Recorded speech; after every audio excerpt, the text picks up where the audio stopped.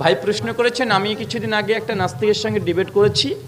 শেখ আবু বকর মোহাম্মদ জাকারিয়া হাফিজাহুল্লাহ তিনি বলেছেন এমন ডিবেট করা যাবে না, এই ব্যাপারে আমার মতামত কি?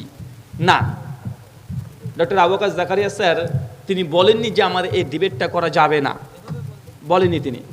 আপনারা সেই সীমাতে ফিতনা পাকানোর জন্য আমাদের মধ্যে থেকে কিছু মুসলিম ভাইরাই ডক্টর আবু বকর জাকারিয়ার 2 বছর আগেকার একটা প্রশ্ন উত্তর সেই সময়তে ভাইরাল করেছে। কথা বুঝতে পারলেন না ভাইজান?